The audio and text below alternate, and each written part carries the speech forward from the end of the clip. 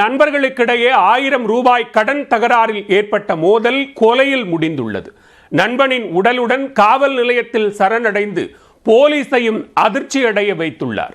நண்பர்களுக்கிடையே நடந்தது என்ன? சென்னை பெரும்பாக்கம் எழில் நகரில் தமிழ்நாடு நகர்ப்புற வாழ்விட மேம்பாட்டு வாரியத்தின் அடுக்குமாடி குடியிருப்பு உள்ளது.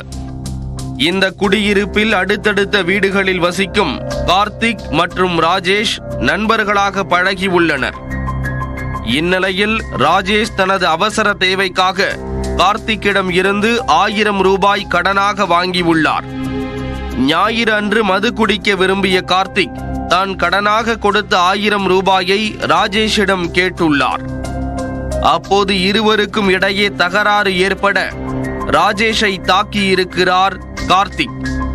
பக்கத்து வீட்டில் வசிக்கும் தினேஷ் என்ற இளைஞர் அவர்களை சமாதானப்படுத்தி ராஜேஷை தனது வீட்டிற்கு அழைத்துச் சென்றுள்ளார். சிறிது நேரத்தில் மீண்டும் வந்த கார்த்திக் தினேஷ் வீட்டிற்குள் புகுந்து தகராறு செய்ததாக கூறப்படுகிறது. இதில் ஆத்திரமடைந்த ராஜேஷ் வீட்டில் இருந்த கத்திரிக்கோலை எடுத்து கார்த்திக்கின் வயிற்றில் குத்திவிட்டார். சம்பவ இடத்திலேயே கார்த்திக் மயக்கம் போட்டுவிட ராஜேஷ் மற்றும் நண்பர்கள் சேர்ந்து லிப்டில் கீழே வந்து கார்த்திக்கை ஆட்டோவில் தனியார் மருத்துவமனைக்கு அழைத்து சென்றனர். கார்த்திக்கை பரிசோதனை செய்த மருத்துவர்கள் அவர் ஏற்கனவே இறந்துவிட்டதாக தெரிவித்தனர்.